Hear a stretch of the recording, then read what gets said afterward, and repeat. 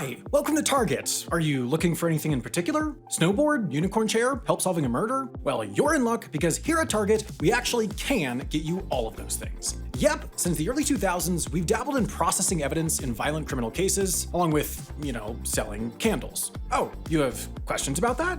Here's the gist. Candles are... Oh, you meant the murders.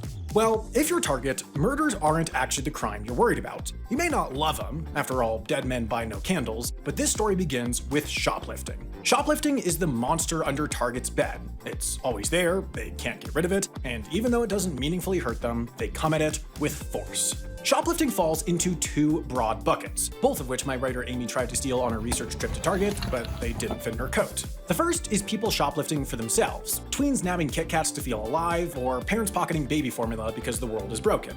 Big box stores like Target aren't too worried about this. Not to say it's a risk-free activity, just that it's not the main concern. The thing they are obsessed with is organized retail crime. That's people swiping as much as they possibly can with the intention of selling to a middleman who will then sell on Amazon, eBay, or even somewhere real. These folks are more often repeat offenders, and they'll take away more money's worth of merchandise than your average lone wolf. One 29-person crew working across 6 states cost retailers a total of $10 million in losses, meaning that if they split the work evenly, they each did over 300 grand of damage. Though, given my experience with group projects, I'd guess that one of them did almost all the damage, while the other 28 said that they punch up the slides for the presentation, and then didn't. In the grand scheme of Target's balance sheet, none of this makes a business-threatening dent. If you want to take Target's word for it, they were on track to lose $600 million in profits to shrink, or the amount of merchandise that gets lost due to processing errors or theft by employees or customers, in 2023. And yeah, duh, that's a lot of money. It could buy you any of what I've learned are the world's most expensive lizards, and you'd still have about $600 million left. That said, the amount of money big retailers lose and shrink has amounted to roughly 1.2% of their total sales pretty consistently since 2016, which big box stores both expect and budget for every year.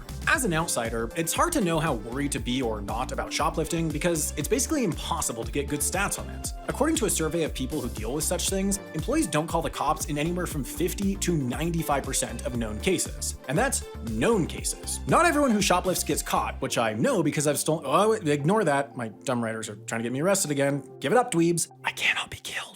So how do we get from Target's afraid you might steal a bunch of eyeliner to Target solves an arson case? Well, law enforcement doesn't care about petty theft from stores as much as stores do, so stores take matters into their own hands and set up infrastructure for what they call loss prevention. That's anything that deters or catches shoplifters, from security cameras to, for those who get a bit carried away, full-fledged forensic labs. And that's full-fledged as in accredited by the American Society of Crime Laboratory Directors and the Laboratory Accreditation Board, which is to say, among other things, that Target's forensic lab holds its evidence treatment and anti-contamination processes to the same standard as, say, the NYPD.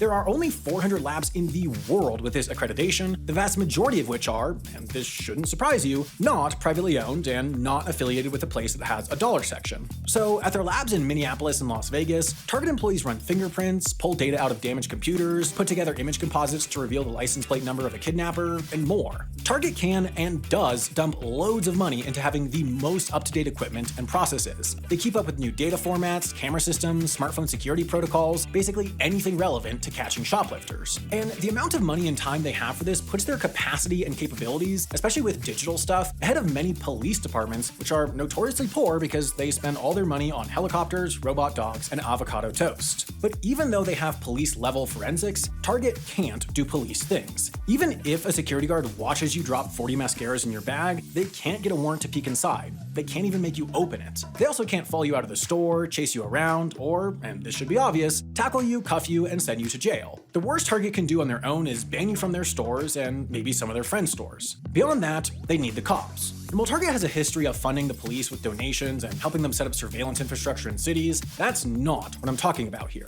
I'm talking about processing forensic evidence for their own cases, then handing their findings over and being like, sure looks like a crime happened here, wouldn't you say so, Mr. Policeman? But it turns out the best forensic technology, even if you got it to handle retail theft, has other applications. In 2004, someone burnt down a building in Houston, and a key piece of evidence, surveillance tape from a convenience store nearby, was damaged and unwatchable. The cops couldn't salvage it, so they turned to NASA, actually. But when NASA couldn't salvage it, they shipped it up to Target Forensic Services, who got the footage, which showed suspects buying a bunch of gasoline right before the fire. After that, word got around to more police departments that, hey, Target is good at this in a pinch, and the requests started flooding in.